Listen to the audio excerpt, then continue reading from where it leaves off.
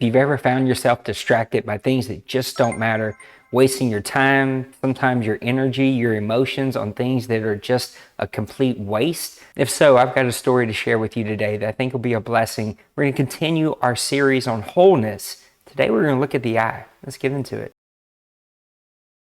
All right, we're going to get right into it today. We're going to go to Matthew chapter 6, verse 19 through 28. I'm going to read from the ESV, but I'm going to be totally honest. I am the world's worst about falling down the YouTube rabbit hole. I can literally just fall down hours and hours and hours of suggested videos that just come up time and time again.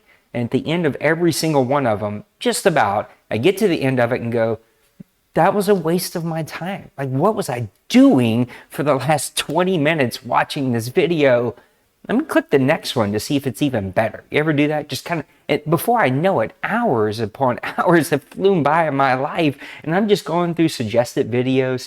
The YouTube shorts, they get me every time, because they're a minute long or less, and they get me, and I waste time watching them.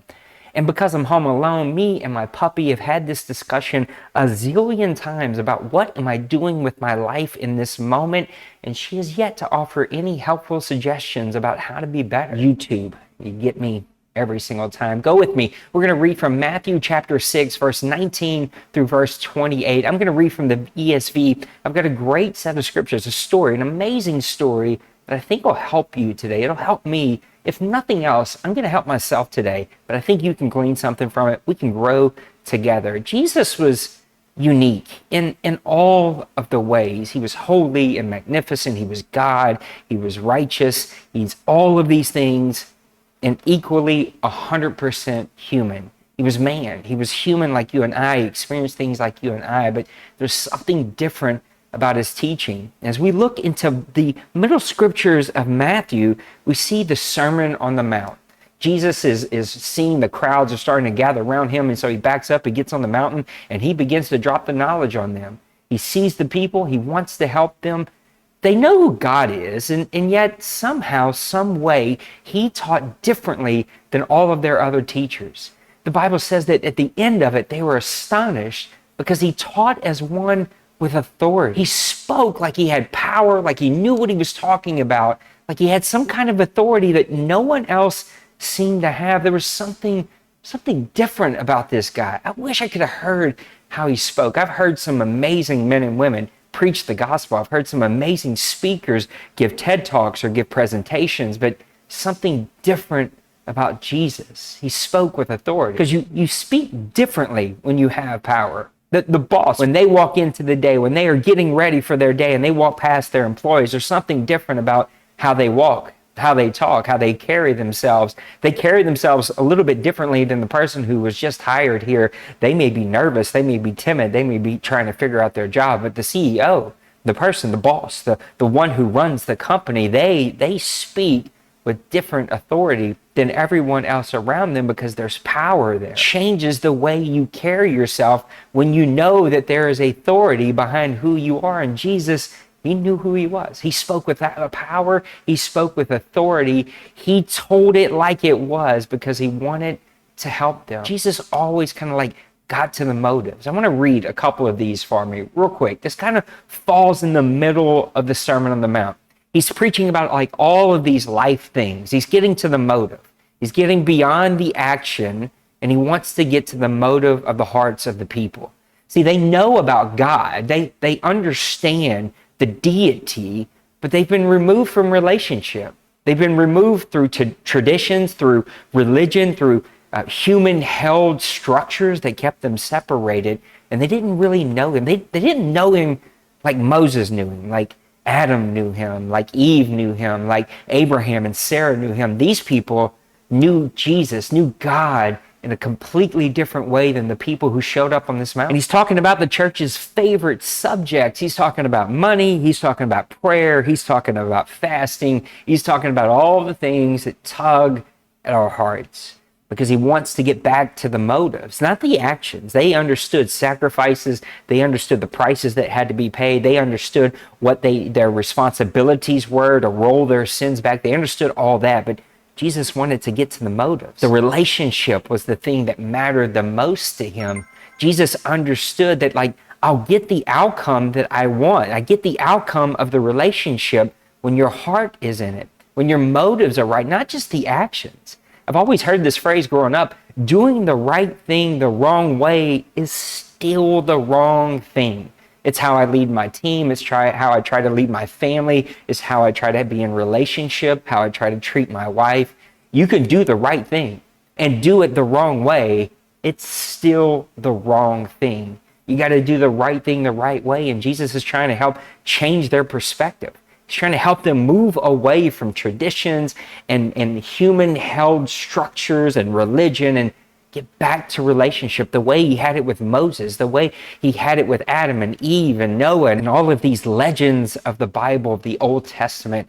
Jesus was trying to help them move back. I'm going to read to you Matthew chapter 6. We'll put it up on the screen. I'm going to start at verse 19. He says, "Do not lay up for yourselves treasure on earth, where moth and rust destroy, and where thieves break in and steal, but lay up for yourselves treasure in heaven, where neither moth nor rust destroy, and where thieves don't break in and steal. For where your treasure is, your heart will be also. The eye is the lamp of the body." So if your eye is healthy, your whole body is going to be full of light. But if your eye is bad, your whole body will be full of darkness. And if the light is in you is darkness, how great is the darkness? No one can serve two masters.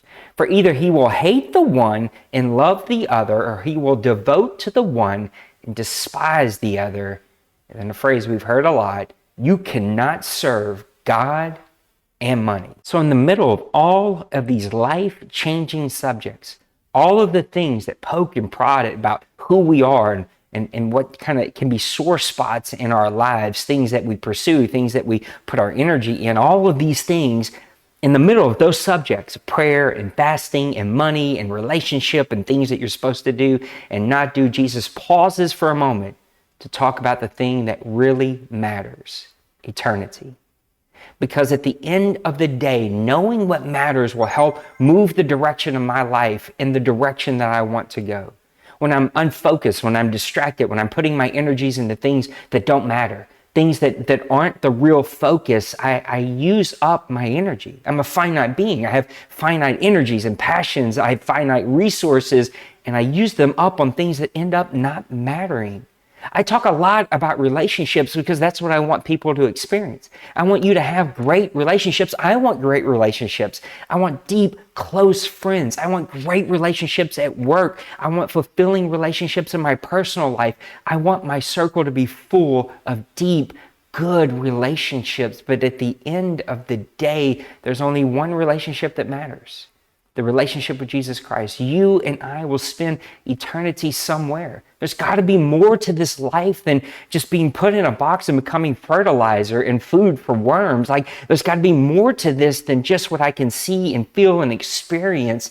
I'll live forever, and I can have the best relationships in the world. I can have the best job in the world, the most fulfilling places in the world. But like, if somehow, some way, like I miss it and I miss eternity, and I spend my life somewhere that I don't want to spend it, it just doesn't matter. It doesn't matter what I've earned. It doesn't matter what I've accomplished. It doesn't matter my awards or my descriptions of my title or the things that I hang on the wall of my education that I've earned or my diplomas or the amount of friends that I have. Or none of it really matters if I miss it on what matters most.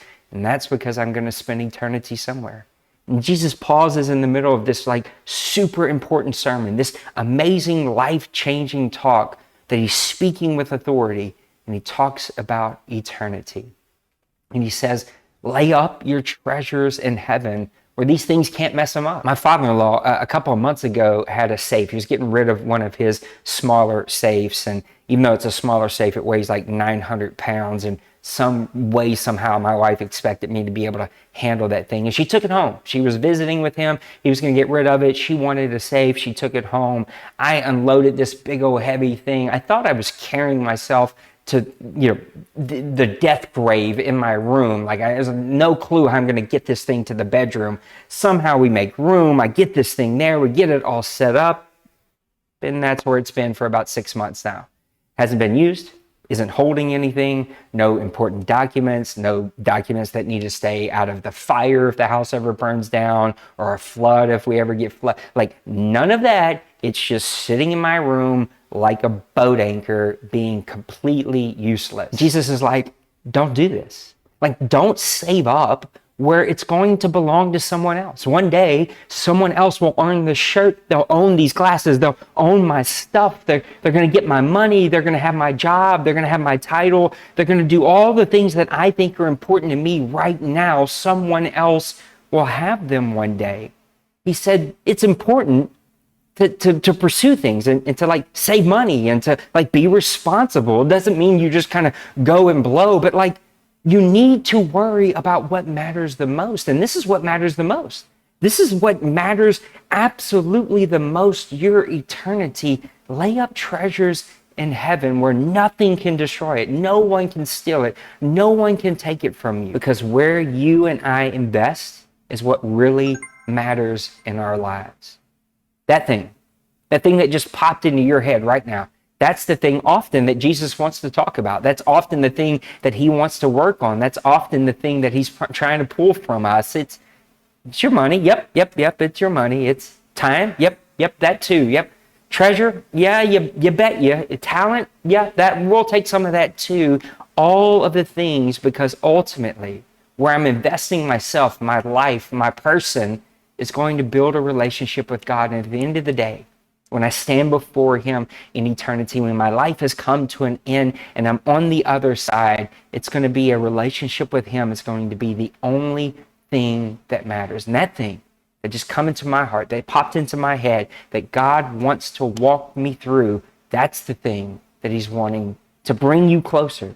If you'll just turn this thing over to him, if you'll just give this thing into him, you'll experience a whole new side of life, because you're laying up treasures for the other side. So Jesus stops all of this talk about life skills. He gets into laying up our treasures in heaven. He starts to talk about eternity, and then he connects some dots.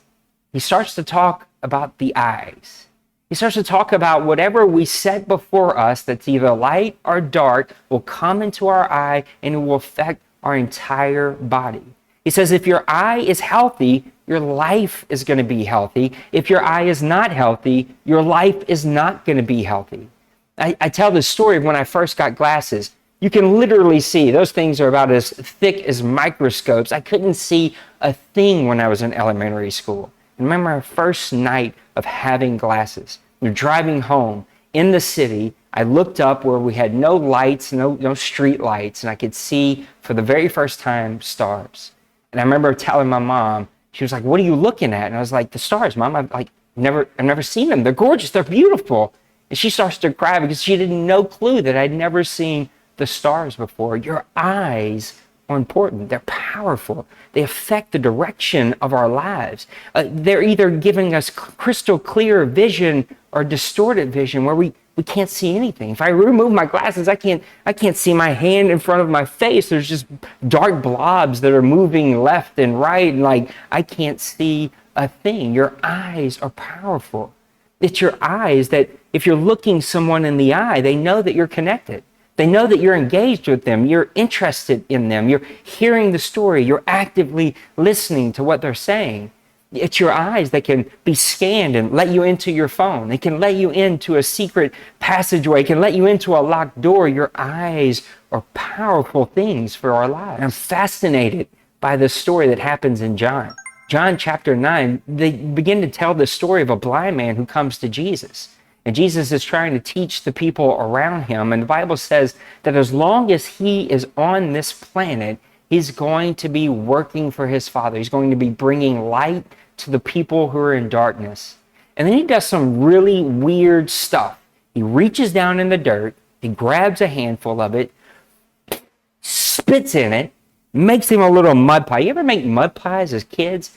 And there's something about kids, you get in dirt and water and mud. It's fun, right? It's fun to get dirty as a kid. It drove probably parents insane. It probably drives adults insane, tracking it in the house and all that. But there's just something fun about being connected to the mud and the things that you can make out of them. And Jesus spits in this dirt and makes mud and he sticks it in this man's eyes, and he tells them to go and walk. Reaches down in the dirt. He takes the leftovers, the leftover of where he created man. I just think that he was fully God and fully man. He had to think for a second, this is the stuff.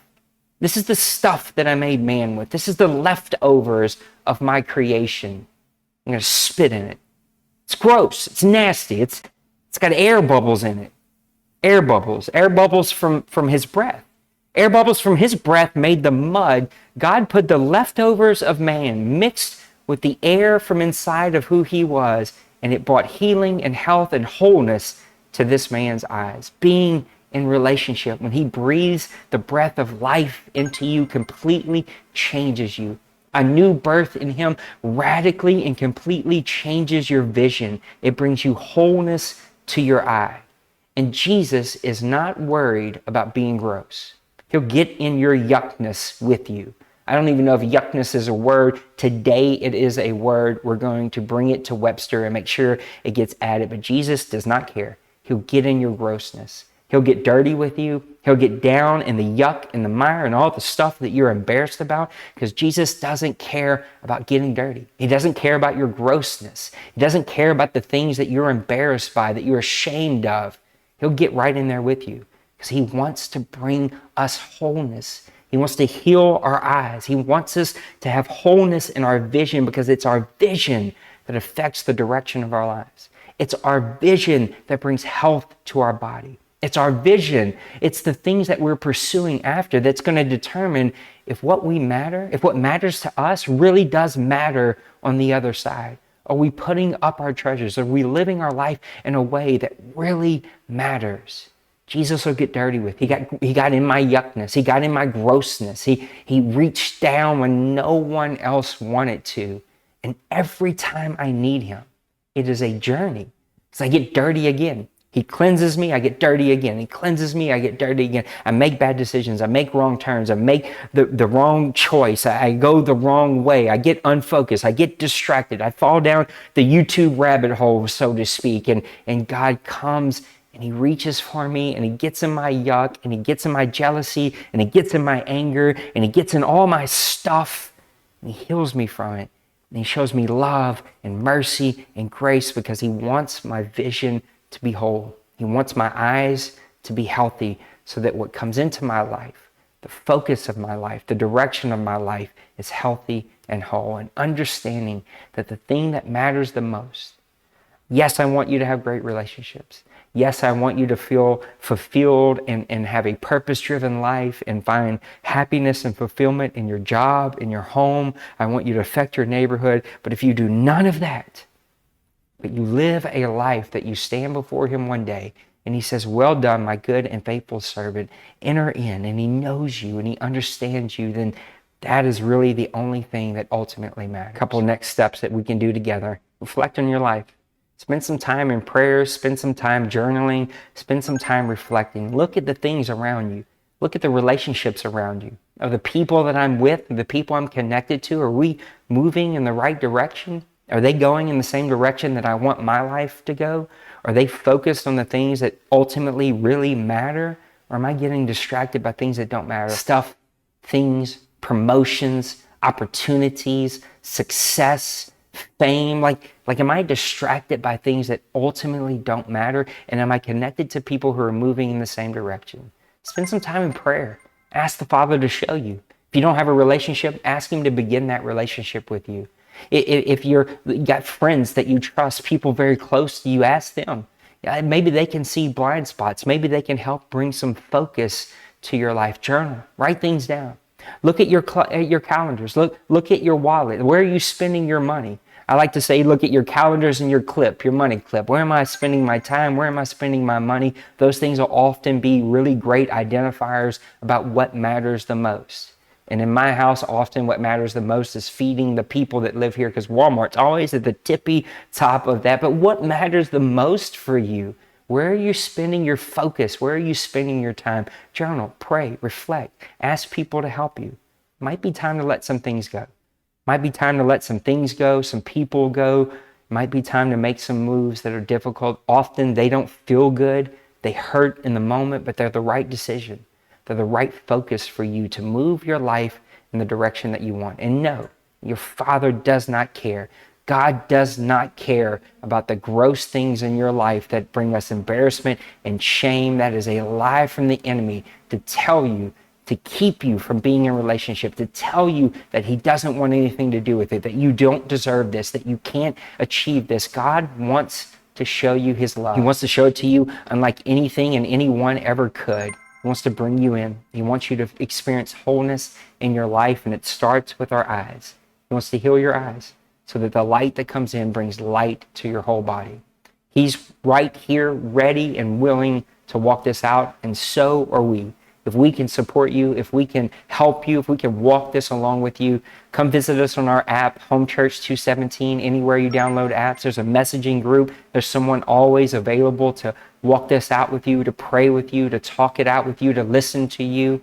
There's our website where you can submit prayer requests, baptism requests. We just want to make ourselves at service with you. Because our ultimate goal is to make God's principles work in our regular lives at home so that we can affect our neighbors and our cities. I'm praying for you. I can't wait to see you again next time. Till then, God bless. HomeChurch217.com. Hey, thanks for sticking with me to the very end. If today was a blessing, do me a favor, hit that like button. I invite you to come be a part of this community. We look at the simple principles of God, how they apply to our lives, so that we can experience the best relationships in life, love, and leadership. If you want to be a part of this community, it's easy. Hit that subscribe button. Turn on the bell notification so that you see all of the content the moment that it goes live. And I'll also invite you to check out some of these other videos on our channel. Come be a part of this growing community. Thank you for watching. And as always, until the next time I get to see you, God bless. Smash that like and subscribe.